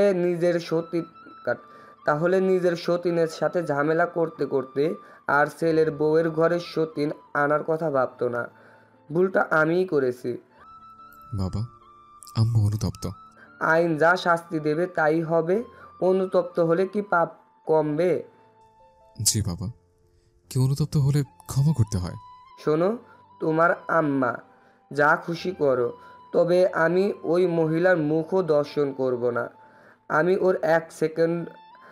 আর এক সেকেন্ডও ওই মহিলার সামনে মুখ দেখাবো না। আপাতত যেখানে আছে থাকুক, বছরখানিক থাকুক, টাইট হয়ে যাবে। বাবা, আমি একটা জমি নেওয়ার কথা ভাবছি। কোথায়? বাবা, শহর থেকে দূরে, নিরিবিলি জায়গা। কি করতে চাস? না বাবা, অন্য প্ল্যান আছে, আপনাকে জানাবো। রাতে খাওয়া শেষ করে দুজনেই কম্বল গায়ে দিয়ে শুয়ে শুয়ে ফোন চাপছি।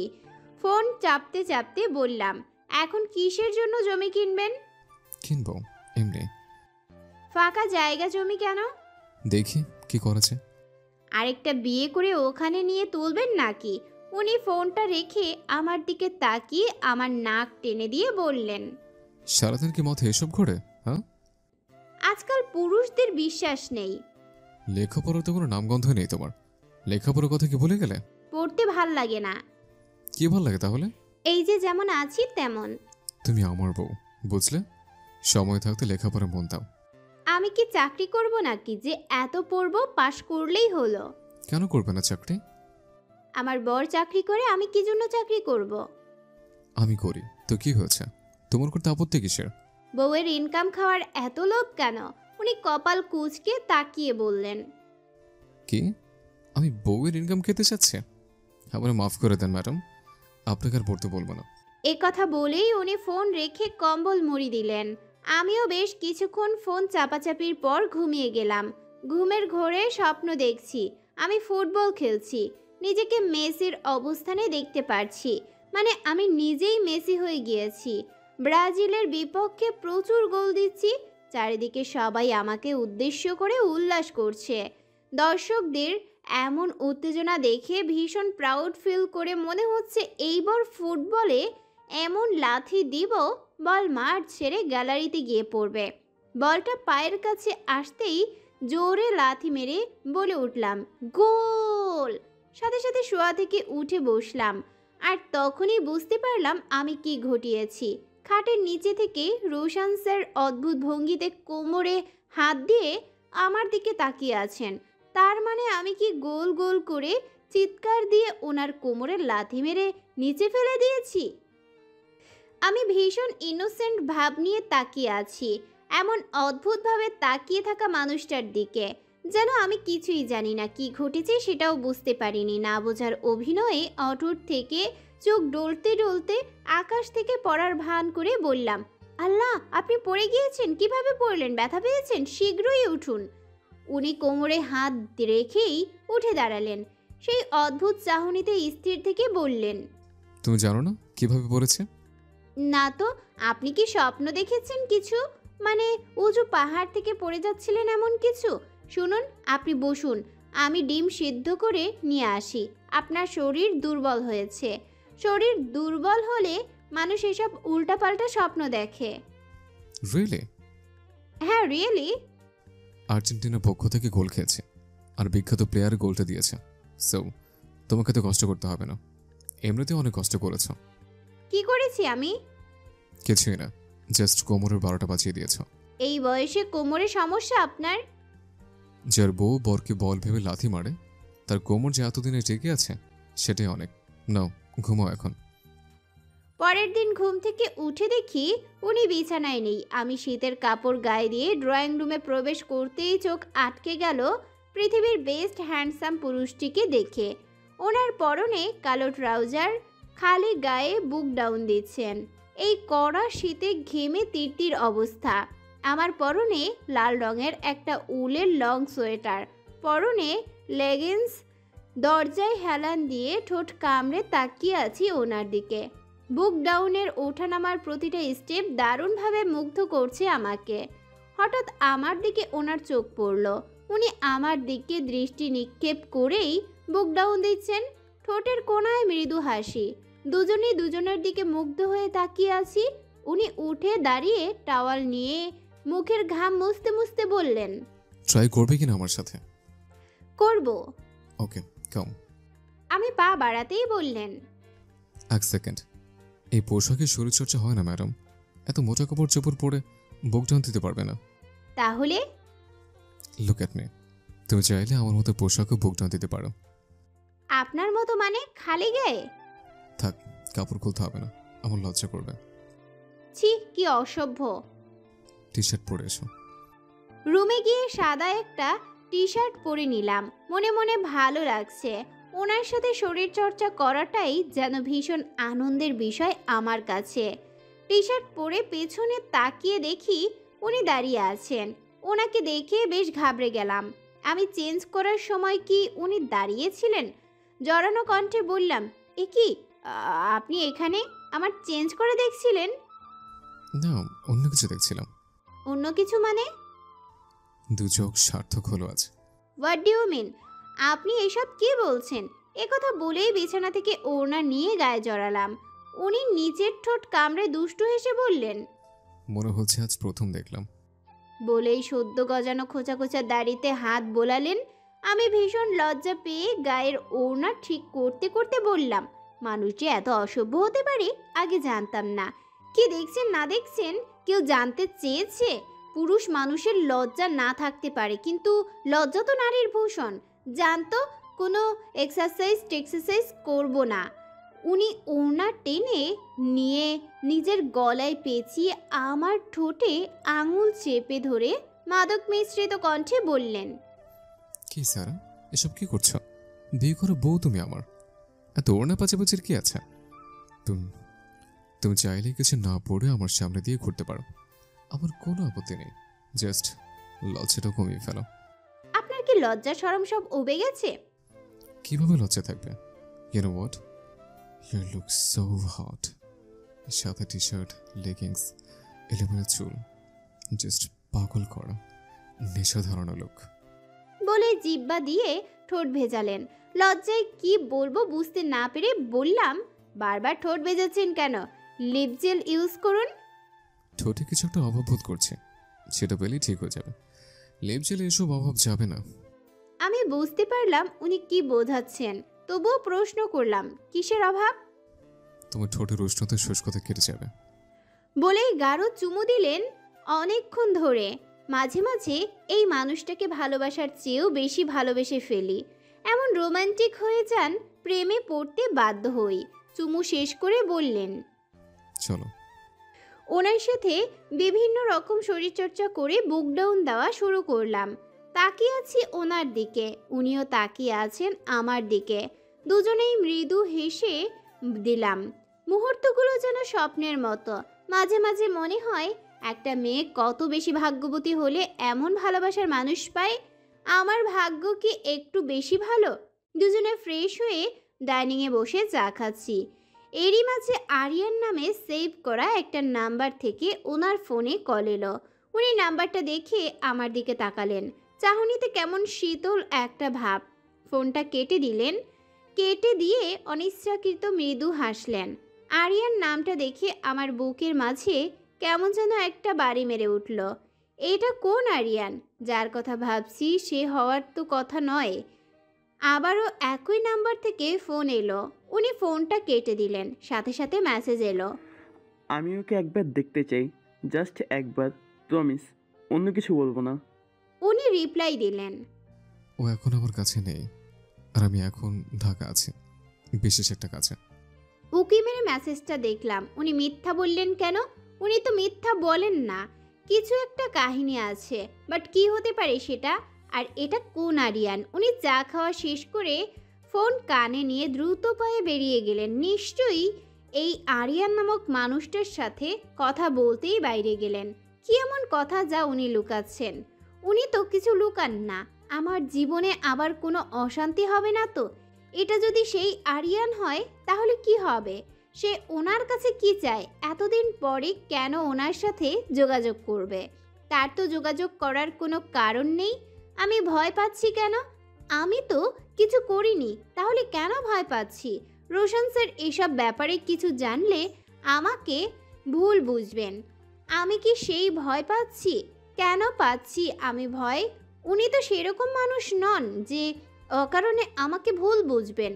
আজ আমি বুঝতে পারছি ওই মানুষটাকে আমি কত বেশি ভালোবাসি। আর ভালোবাসি বলেই এত ভয় হচ্ছে। ফোনটা নিয়ে আপুর নাম্বারে ডায়াল করলাম। আপু ফোন রিসিভ করে বলল, স্যারের বউ ম্যাডাম বলেন। আপু একটু কথা ছিল। এত অস্থির কেন তুই? অস্থির হব না কেন? তুমি কি জানো আরিয়ান ভাই কোথায়? আমি জানবো কিভাবে? ওদের সাথে কথা বলি নাকি আমরা? আর তুই রোশনের মতো জামাই পেয়ে ওর কথা জিজ্ঞেস করছিস কেন? আপু আসলে রোশন স্যারের ফোনে আমি একটা নাম্বার দেখেছি, আরিয়ান নামে সেভ করা। আরিয়ান ভাই আবার ওনার সাথে ওনার নাম্বারে যোগাযোগ করেনি তো? তুই কি পাগল? আরিয়ান ভাই কিভাবে রোশনের নাম্বার পাবে? আর ওর উদ্দেশ্য বা কী হবে? তোর তো আর রিলেশন ছিল না, তাই না? তাছাড়া আরিয়ান ভাই অতটা খারাপ ছেলেও না যে এইসব করবে। মাথা থেকে ঝাড়, এইসব বাদ দে। আপুর সাথে কথা বলেও মনটা শান্ত হলো না। কেমন যেন অস্থিরতা বেড়ে চলেছে। এরপর কেটে গেল আরও কতগুলো দিন, অথচ ওই নাম্বার আর দেখলামই না। ওনার ইনবক্স, ডায়াল বা রিসিভ কল কোথাও না। কোথায় যেন হারিয়ে গেল আরিয়ান নামক চ্যাপ্টারটা। উনিও বেশ স্বাভাবিক আছেন এ ব্যাপারে। দিন আস্তে আস্তে এগোচ্ছে, সব কিছুই ঠিকঠাক চলছে। তরিকে আবার ভর্তি করিয়ে দেওয়া হয়েছে। তরি সব ভুলে লেখাপড়ায় মনোযোগী হয়েছে। একটা বিষয় কেউ না বুঝলেও আমি বুঝতে পারছি। কেউ একজন তরির গহনাগুলো সম্পূর্ণ কিনে নেয়। বেশ ৩-৪ বার এমন করার পর তরি এখন বেশ কিছু টাকার মালিক। এখন আর আমাদের ওকে হেল্প করা লাগে না। নিজের খরচ নিজেই চালাতে পারে। নিজস্ব মূলধনে এখন গহনার সমস্ত ম্যাটেরিয়ালস কিনছে। তাছাড়া ওর নিজের ভেতরেও এখন অনেক চেঞ্জ এসেছে। আগের সেই তরি নিজেকে বেশ খানিকটা পরিবর্তন করে ফেলেছে। চেহারায় অন্যরকম একটা মাধুর্যতা ফিরে এসেছে। সময় ঘুরতে ঘুরতে আমাদের বিবাহ বার্ষিকী চলে এলো। আমরা কাউকে কিছু বলিনি। ইচ্ছা নেই মানুষ ডেকে এই দিনটা সেলিব্রেট করার। ওনার ইচ্ছা ছিল আমরা দুজনকে সময় দিব। তবুও আমার আপু, দুলাভাই, তরি, পিহু, ছোঁয়া, তন্ময়, মৃন্ময়, দীপ উপস্থিত হলো। সবাই ভীষণ আড্ডা দিচ্ছিলাম, কিন্তু এরই মাঝে একটা অনাকাঙ্ক্ষিত ঘটনা ঘটে গেল। তরি যখন আমাদের ঘর সাজাচ্ছিল তখনই মৃন্ময় প্রবেশ করলো সেখানে। আর ঘটনাটা সেখানেই ঘটল। তরির পরনে নেভি ব্লু জর্জেট এর কাজ করা একটা গাউন, 2 হাত ভর্তি স্টোনের ব্লু চুড়ি, চুলগুলো সুন্দরভাবে কাটিং করা। আগের সেই তেল চিটচিটে চুল আর নেই। এখনকার চুলগুলো দিয়ে শ্যাম্পুর একটা সুন্দর সুবাস ছড়াচ্ছে। এই শ্যাম্পুটা আমাদের দেশীয় নয়। এই শ্যাম্পুর বিশেষত্ব হচ্ছে দারুণ সুবাস ছড়ানো। আর এটা কিছুদিন আগে তরির জন্মদিনে মৃন্ময় উপহার দিয়েছিল, সাথে এই গাউনটাও এনেছিল। এই তো কিছুদিন আগেই তরির জন্মদিন ছিল। আমরা কেউ জানতাম না, কিন্তু মৃন্ময় আবিষ্কার করেছিল সেই দিনটি। হঠাৎ রাতে 11:30টায় আমাকে কল করে বলল। কথাটা শুনে বেশ অবাক হয়ে বলেছিলাম, তুই কিভাবে জানলি? আমাকে তো তরি এ বিষয়ে কিছু বলেনি। তাছাড়া এসব কখনো শোনাও হয়নি। হোয়াট ইজ কাহিনী ব্রো? কিছু দিবস কেউ ভোলে না মানে? এই কথার মানে কি? আজ জন্মকাল ধরে তরির জন্মদিনের কথা তোর মনে আছে? এখন কিভাবে সারপ্রাইজ দিব মৃন্ময়? তরি বেবির জন্মদিন, এটা বিশেষভাবে সেলিব্রেট করা উচিত। কেউ ওকে এসব ব্যাপার কোনো দিন স্পেশাল ফিল করায়নি। রাজি হবে না মানে? ওটা আমার বর, বুঝলি? আমি যা বলি তাই শোনে। আমার নাম কেন? তুই নিজে দে। কি ড্রেস এনেছিস? শাড়ি? বাট গাউন ফোন তো তরি পরবে না, ওর অভ্যাস নেই। মানে আমাকে অপমান করলি? সেদিন রোশন স্যারকে নিয়ে মৃন্ময়ের নিয়ে আসা কেক, ড্রেস, শ্যাম্পু নিয়ে গিয়েছিলাম। তরি সোয়াকেও ফোন দিয়েছিল। ওই মুহূর্তে তরিকে দেওয়ার মতো কোনো উপহার সোয়ার কাছে ছিল না, তবে মন থাকলে অনেক কিছুই সম্ভব। ছোঁয়ার পায়ে ছিল রূপার আংটি আর নূপুর। ছোঁয়া তরির হাত ধরে বলেছিল, জানো তরি, আমার এক জীবনের যত ঋণ তোমার কাছে। আমার কোনো বোন নেই, সারহা ছাড়া আর কোনো মেয়েই নেই যে আমার বোনের মতো। তবে তুমি যদি চাও আমাকে তোমার বোন ভাবতে পারো। যে ক্ষতি আমি তোমার করেছি বোনের দাবি করতেও আমার সাহসী কুলায় না। আপনি তো আমার বোন আপু। তাহলে বোনের ব্যবহৃত জিনিস নেবে তুমি? কেন নিব না? ছোঁয়া ওর পায়ের নূপুর জোড়া খুলে তরির পায়ে পরিয়ে দিল, সাথে একটা আংটিও। কিছু মুহূর্ত থাকে না ভীষণ ভালোবাসাময়, ভীষণ সুন্দর, চোখ জোড়ানোর মতো দৃশ্য। সব ভালোবাসাতে প্রেমিক প্রেমিকা লাগে না, কিছু ভালোবাসা কোনো সম্পর্ক ছাড়াই সুন্দর। আসলে সব সম্পর্কে রক্তের টান লাগে না, আত্মিক একটা টানও থাকে। তরি আর ছোঁয়া সেই ভালোবাসার অন্যতম এক নিদর্শন। ওদের মাঝে অনেক বিবাদ হতে পারে ওশানকে পাওয়ার জন্য। একে অন্যের দোষ দিতে পারত, রেষারেষি করতে পারত ম্যাক্সিমাম, কিন্তু এমনটাই হয়। একটা ছেলে যখন দুটো মেয়ের সাথে গেম খেলে তখন মেয়ে দুইটা নিজেরা অশান্তি করে, অথচ ছেলেটার কোনো দোষই দেয় না। মাঝখানে ছেলেটা দুই নৌকায় পা দিয়ে চলে জিতে চায়, কিন্তু ছোঁয়া আর তরি এর ব্যতিক্রম। দুজনেই বুঝতে সক্ষম হয়েছে এখানে ওদের দুজনের কোনো দোষ নেই, দোষটা যে গেম খেলেছে তার। তারা দুজনেই তো ভুক্তভোগী। দুজন নারী একটি মাত্র পুরুষের দ্বারা প্রতারিত হয়েছে, তাই দুজনই ওশানকে ছেড়ে দিয়েছে। দুজন দুজনের কষ্ট বুঝেছে। এটাই ছিল ওশানের জন্য উপযুক্ত শাস্তি। প্রতিটা মানুষেরই এমন করা উচিত। আসলে আমরা যাকে ভালোবাসি তাকে সব সময় ফেরেশতা মনে করি, তাকে ভালোবেসে এতই অন্ধ হয়ে থাকি যে তার দোষ ত্রুটি খুঁজি না। তার সাথে জড়িয়ে যাওয়া তৃতীয় পক্ষকেই দোষারোপ করতে থাকি, অথচ এটা ভাবি না যে ওই তৃতীয় পক্ষকে যে প্রশ্রয় দিয়েছে তার দোষটা কতখানি। নিজেদেরকে এটা বলে সান্ত্বনা দিয়ে থাকি ফাঁদে পড়তে এমন করছে। মানুষ মাত্রই ভুল করে, শয়তানের প্ররোচনায় এমন করেছে।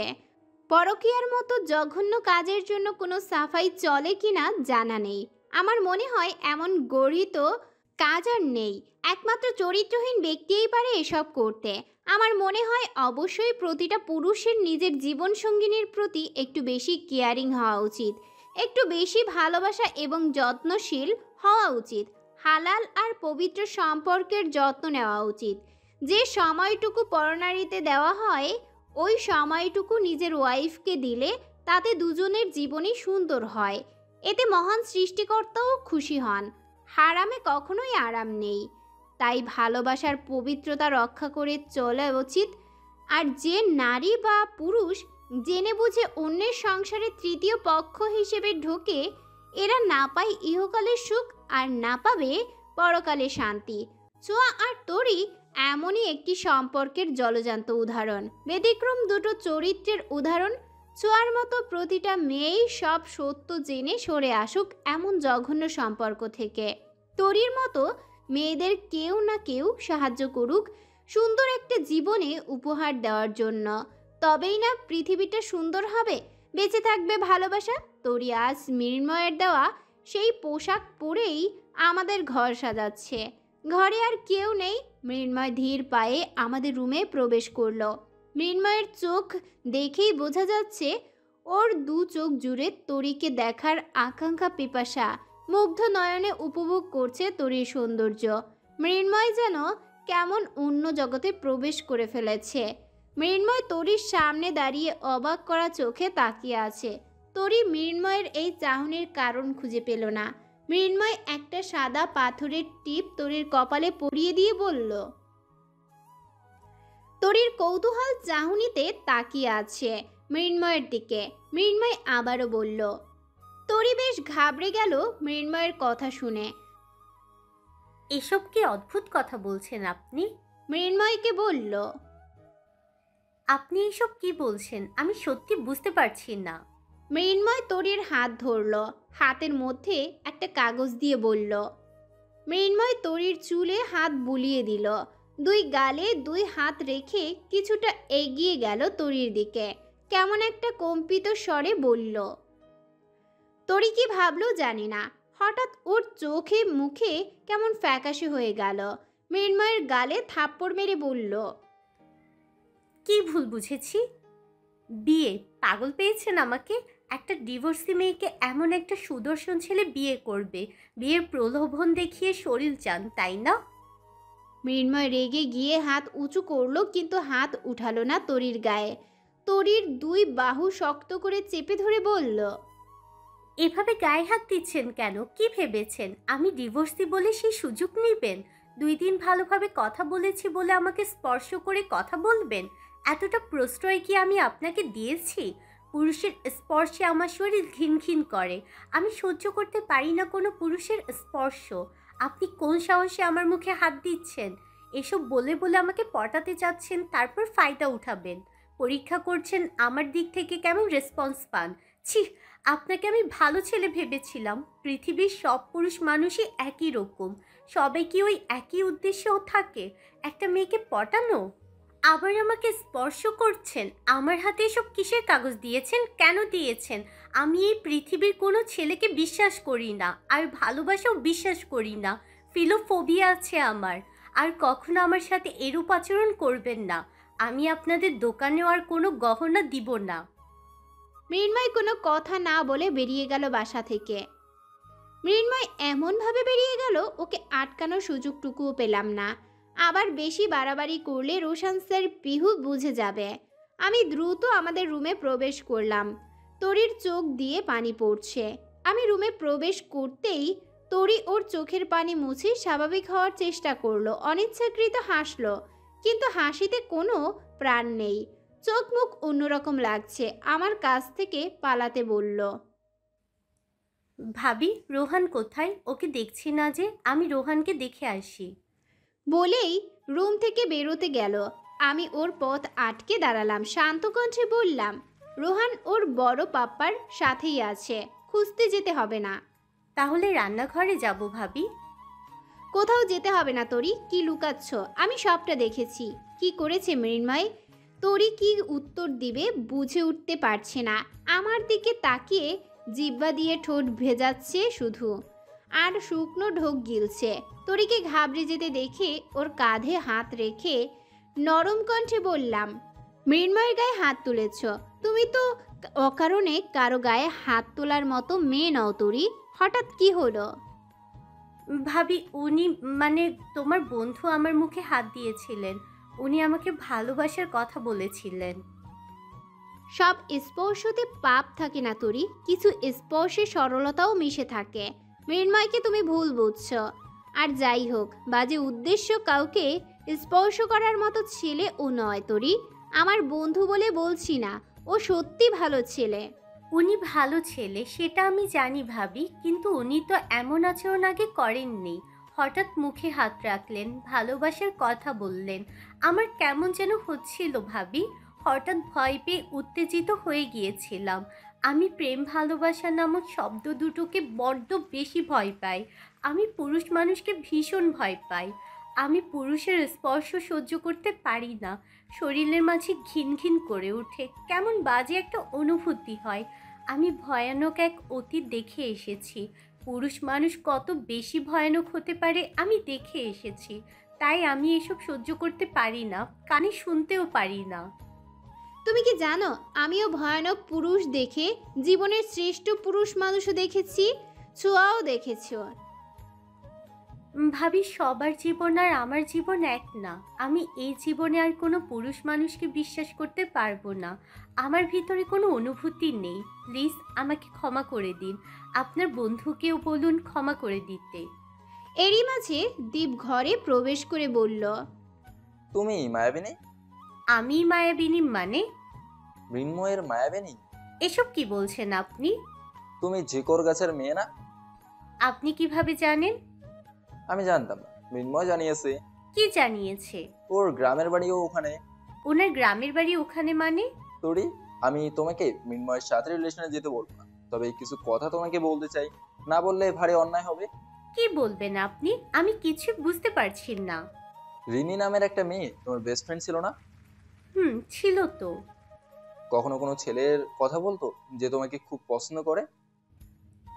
বলো তো। রিনির চাচাতো ভাই মৃন্ময়, মৃন্ময়রা ঈদের গ্রামে যেত। তুমি তখন 8-এ পড়ো, মৃন্ময় 9-এ পড়ে। ওই কিশোর বয়সেই ঈদের দিন রিনির সাথে তোমাকে দেখেই প্রেমে পড়েছিল। তখন ওর বয়স কম, ওই বয়সেই তোমার জন্য ওর মন উতাল ফাতাল ঝড় উঠেছিল। সপ্তাহে 3-4 দিন করে গ্রামে যাচ্ছিল নিজের স্কুল কামে করে। লেখাপড়া কোনো কিছুর প্রতি মন ছিল না, মনটা সারাক্ষণই গ্রামে পড়ে থাকতো। রিনিকে দিয়ে তোমাকে বলাতো, তুমি তখন ছোট, এসবে পাত্তা দাওনি। আর এর মাঝেই তোমার বিয়ে হয়ে যায়। মৃন্ময় তোমার নাম দিয়েছিল মায়াবিনী, যার মায়ায় ও আসক্ত হয়েছিল। এর মাঝেই কিভাবে তোমার বিয়ে হয়ে গেল, মৃন্ময় আর কোনোদিন খুঁজেও পেল না তোমাকে। অন্য কেউ হলে সবটা ভুলে যেত কবেই। মৃন্ময় ভীষণ কষ্ট পেয়েছিল একতরফা ভালোবেসে। এসএসসিতে রেজাল্টও খারাপ হলো, আমাদের কাছে হাস্যকর লাগতো। আমরা মজা নিতাম, ভাবতাম সামান্য এইটুকু ব্যাপারে কেউ এত সিরিয়াস হয়। আসলেই হয়, যদি ভালোবাসাটা মন থেকে হয়ে যায়, সেই ভালোবাসাটা আর কোনোদিন ভোলা সম্ভব হয় না। ভালোবাসার ক্ষেত্রে সময় কোনো ফ্যাক্ট নয়, কার সাথে কার কতদিনের পরিচয় সেটাও ফ্যাক্ট নয়। ফ্যাক্ট হলো কে কতটুকু ভালোবাসতে পারলো। কেউ এক যুগ পাশে থেকেও বাঁচতে পারে না, ভালোবাসা ধরে রাখতে পারে না। কেউ আবার একদিনের ভালোবাসা আজীবন মনে ধরে রাখে। এরপর মৃন্ময় স্বাভাবিক হয়েছিল ঠিক, তবে তোমাকে কখনোই ও ভোলেনি, বলতে পারেনি। আমরা বেস্ট ফ্রেন্ডরা অনেক মজা করতাম বিষয়টা নিয়ে। আসলে হাস্যকর না ব্যাপারটা? সেই কত বছর আগে কাকে দেখেছিল তার জন্য প্রায়শই সিগারেটে আসক্ত হওয়া। একদিকে তুমি এমন একটা ছেলের কাছ থেকে এসেছো, তোমার জায়গা দাঁড়িয়ে কাউকে ভালোবাসাটাই অসম্ভব ব্যাপার। আর এইদিকে মৃন্ময়ের শুদ্ধতম ভালোবাসার কথা ভাবলে একটা ছেলের প্রতি সম্মান 1000 গুণ বেড়ে যাওয়ার কথা। যেদিন তুমি শ্বশুরবাড়ি থেকে চলে এলে, মৃন্ময় তোমাকে আনতে গিয়েছিল। এতগুলো বছর পরে তোমাকে দেখে ওর বুকের মাঝে ভয়ঙ্কর প্রলয় শুরু হয়েছিল। ও তোমাকে পায়নি, সেটা ওর কষ্ট নয়, ওর কষ্ট ছিল তোমার জীবনের করুণ পরিণতি দেখে। সেদিন থেকে মৃন্ময় আর একটা রাতও ঠিক মতো ঘুমাতে পারেনি। সিগারেটে আসক্ত হয়েছে বেশি। ও যাকে মন প্রাণ দিয়ে ভালোবেসেছে, তার জীবনের এমন অবস্থা দেখে যন্ত্রণায় ছটফট করেছে। তোমাকে এক মুঠো সুখ এনে দিতে অনেক চেষ্টা করেছে। তুমি আস্তে আস্তে সবই জানতে পারবে। আমি দীপের দিকে তাকিয়ে বললাম, তোরই সেই মেয়ে? হ্যাঁ, তোরই সেই মেয়ে। দীপ বেরিয়ে গেল রুম থেকে। তরির চোখ বেয়ে নোনা জল গড়িয়ে পড়ছে। আমি অনেকক্ষণ তাকিয়ে দেখছি মেয়েটাকে, হঠাৎ কেমন নিশ্চুপ হয়ে গিয়েছে। আমি শুধু বললাম, কেঁদো না, একদিন সব ঠিক হয়ে যাবে। রুম থেকে বেরিয়ে রান্নায় মনোযোগ দিলাম। আমার সাথে ছোঁয়াও আছে। দীপের কথাগুলো ভুলতে পারছি না। কেউ কাউকে এতটাও ভালোবাসতে পারে, এতটা গভীর ভালোবাসাও সম্ভব। এক একজনের ভালোবাসার ধরন এক এক রকম, এক একজনের গল্প এক এক রকম। তাদের গল্পে তারাই প্রকৃত নায়ক। রান্না শেষে সবাই খেয়ে বেরিয়ে গেল। মৃন্ময়ের কথা উঠতেই বলা হলো ওর ইমার্জেন্সি কাজ পড়ে গিয়েছে। তরি যাওয়ার সময় ওর চিঠিটা ফেলে গিয়েছে, হয়তো পড়েই রেখে গিয়েছে। আমি চিঠিটা খুলে পড়া শুরু করলাম। মায়াবিনী, আমাকে ক্ষমা করে দাও। তোমাকে ভালোবাসার মতো ভালোবাসতে পারিনি আমি। যত্ন করে আগলেও রাখতে পারিনি। যদি পারতাম, তোমার জীবনটা হয়তো এমন এলোমেলো হতো না। একজন প্রেমিক হিসেবে ব্যর্থ আমি। সে ছোট্ট কিশোর বয়সে তোমার চোখের মায়ায় ডুবেছিলাম, ভীষণ ভালোবেসেছিলাম। এটুকু পড়তেই রোশন স্যারের পায়ের আওয়াজ শুনতে পেলাম। দ্রুত চিঠিটা বিছানার নিচে রেখে দিলাম। ওনার হাতে বাইকের চাবি। আমার দিকে তাকিয়ে মিষ্টি হেসে বললেন, মাই ডিয়ার বউ, I miss you, need a tight hug. আমি কিছু না বলেই ওনার বুকে মাথা রেখে ওনাকে জড়িয়ে ধরে বললাম, সারাদিন তো চোখের সামনেই ছিলাম, তাও মিস করছেন কেন? উনি আমার চুলে থুতনি ঠেকিয়ে বললেন, সারাদিন সবার সামনে থেকে হালালভাবে তাকিয়ে দেখতে পারিনি তোমাকে। আমার অভ্যাস সারাক্ষণ তাকিয়ে তাকিয়ে তোমাকে দেখা। একদম সূক্ষ্ম নজরে দেখি তোমাকে। আজ ভালোভাবে দেখতে পাইনি, আজ সারা রাত দেখব। আপনি এত ভালোবাসেন কেন আমায়, শ্যাম সুন্দর পুরুষ? আপনার মতো গোছালো একজন মানুষ আমার মতো অগোছালো মেয়েকে ভালোবাসে কেন? তুমি বরং অগোচর হয়েই থাকো, আমি রোজ গুছিয়ে দেবো তোমায়। নিজেকে এত ভাগ্যবতী মনে হয় কেন? তুমি তো ভাগ্যবতী, আমার জান পাখিটা। চলো নির্জন রাস্তায় হেঁটে আসি। চলুন। ফাঁকা রাস্তা, চাঁদের আলো, প্রকৃতির ঠান্ডা হিম বাতাস। শীত উপেক্ষা করেও দুজন দুজনার হাত ধরে হাঁটছি। অভিমানী কিশোরীর মতো চাঁদ মাথার উপর দাঁড়িয়ে সোনালি আলো ছড়াচ্ছে। প্রিয় মানুষটির সাথে নির্জন রাস্তায় হাঁটার অনুভূতিটাই অন্যরকম। উনি আমাকে জিজ্ঞেস করলেন, আচ্ছা স্যার, প্রিয় মানুষকে দেওয়ার জন্য বেস্ট গিফট কি হতে পারে? তার প্রিয় কিছু? আচ্ছা, তোমার প্রিয় কিছু চাও এখন, নাকি আমার সঙ্গ? আমার প্রিয় তো আপনিই, তাই আপনার সঙ্গই চাই। আমি বাদে ধরো পছন্দ কোনো গহনা বা শাড়ি চাও, নাকি আমার সঙ্গ? আপনার সঙ্গ। আমি জানতাম আমার সঙ্গেই পছন্দ হবে। প্রিয়জনকে দেওয়া বেস্ট গিফট হলো সময়। সময় না দিয়ে, সুন্দর মুহূর্ত না দিয়ে, টাকায় কিনে উপহার কাউকে সুখ দিতে পারে না। প্রিয় মানুষের দেওয়া সময়ই হলো অমূল্য গিফট। তাই তোমার জন্য আমি অ্যানিভার্সারি গিফট হিসেবে এমন একটি রাত ভেবে রেখেছিলাম। আপনি কত ভাবেন দেখুন, আমার মন ভালো রাখার ম্যাজিক আপনি। মন খারাপ করলে ভাবছো গিফটে বড় এসে বলে গিফট এড়িয়ে যাচ্ছে? মোটেও না, আর আপনি কিপটাও নন। চোখ বন্ধ করো। করলাম। হাতের অনামিকা আঙুলে কিছু একটা অনুভব করলাম। চোখ খুলে দেখি একটা গোল্ডের রিং। উনি হাতের আঙুলে চুমু দিয়ে বললেন, আমার জীবনের একমাত্র চাওয়া পাওয়া তুমি, আল্লাহর দ্য বেস্ট গিফট তুমি। তোমাকে না পেলে জন্মে অনেক কিছু পাওয়া হতো না। আমার শত জন্মের সাধনা তুমি, আমার প্রেম, আমার ভালোবাসা। আমার জীবনে আসার জন্য অনেক অনেক ধন্যবাদ। Happy anniversary my life line. Pohela Falgun, কাকডাকা ভোর। শহরে এখনো কুয়াশার ছড়াছড়ি। ঘুম ভাঙল কোকিলের মিষ্টি সুরে। কোকিলের কণ্ঠে কি যেন একটা জাদু আছে। আমার দারুণ লাগে এই মিষ্টি সুরেলা কণ্ঠের পাখিটি। মনে হচ্ছে ব্যালকনিতে এসে ডাকাডাকি করছে। বিছানা ত্যাগ করতেই দেখি আড়ষ্ট দুটো হাতের বাঁধনে আমি আটকে আছি। এই হাত দুটো রোজ আমাকে আগলে রাখে পরম আদর আর ভালোবাসায়। এই হাত দুটোর মালিকের হয়তো মনে হয় সে ঘুমিয়ে গেলেই আমি বোধহয় কোথাও হারিয়ে যাব, নইলে এমন আষ্টে পৃষ্ঠে কেউ জড়িয়ে রাখে। তবে বেশ লাগে আমার কাছে। আমার জীবনে কারো দখলদারি আগে মেনে নিতে পারতাম না, অথচ আজ এই মানুষটার দখলদারি ছাড়া কিছুই ভালো লাগে না। শুধু মনে হয় এই মানুষটা না থাকলে কি হতো আমার আমার জীবনের। তার অধিকার বোধ আমাকে ভাবায় আমি কত বেশি স্পেশাল তার লাইফে। এই মানুষটার শরীরের ঘ্রাণে যেন আসক্ত আমি। এই মানুষটার উষ্ণ ছোঁয়ার অভ্যস্ত আমি। এই মানুষটার ওষ্ঠের স্পর্শ আমার নিত্যদিনের শ্রেষ্ঠ অনুভূতি। এই মানুষটা জীবনে না এলে শ্রেষ্ঠ অনুভূতিগুলো কিছু আমার অনুভব হতো না। আস্তে করে ওনার হাত দুটো ছাড়িয়ে নিয়ে ওনার কপালে চুমু দিয়ে চুপিসারে উঠে গেলাম। বাইরে কুয়াশা। দু একজন মানুষ হয়তো ঘুম থেকে উঠেছে। পুরো শহরই যেন তন্দ্রাচ্ছন্ন। ব্যালকনির দরজা খুলতেই দেখি সামনে দাঁড়িয়ে থাকা কৃষ্ণচূড়া গাছে দুই একটা ফুল এসেছে। কৃষ্ণচূড়া দেখলেই যেন চোখের তৃপ্তি হয়। সৃষ্টিকর্তার কি নিখুঁত সৃষ্টি। একটা কোকিল ওই গাছের ডালে বসেই কুহু কুহু স্বরে ডেকে যাচ্ছে। প্রকৃতির শ্রেষ্ঠ গায়ক কোকিল তার ডাকে এই শহরকে জানাতে এসেছে আজ পহেলা ফাল্গুন, আজ কৃষ্ণচূড়ার দিন, আজ বসন্তের আগমন, আজ ভালোবাসি বলার শ্রেষ্ঠ দিন। বসন্ত মানেই মনে হয় রঙিন অনুভূতির দিন। পৃথিবী নতুন সাজে সেজে উঠে। রুমের দিকে তাকালাম, ঘুমন্ত মানুষটাকে এই কৃষ্ণচূড়ার থেকেও সুন্দর লাগছে। আচ্ছা কৃষ্ণচূড়া, বলো তো কে বেশি সুন্দর, তুমি নাকি আমার শ্যাম সুন্দর পুরুষ? সাথে সাথে কোকিল ডেকে উঠে বলল, তোমার শ্যাম সুন্দর পুরুষটিই বেশি সুন্দর। আমি মৃদু হেসে দিলাম। অদ্ভুত এক ভালোবাসা নামক সুগন্ধি পেলাম নাকে। প্রাণ ভরে নিঃশ্বাস নিলাম স্নিগ্ধ সকালের। রুমে এসে পায়চারি করে যাচ্ছি, ওনার ঘুম ভাঙার অপেক্ষায় আছি। উনি কি আমায় ফাল্গুনের শুভেচ্ছা জানাবেন না, নাকি এইসব উনি বোঝেনি না? কে না চায় প্রিয় মানুষের থেকে শুভেচ্ছা পেতে?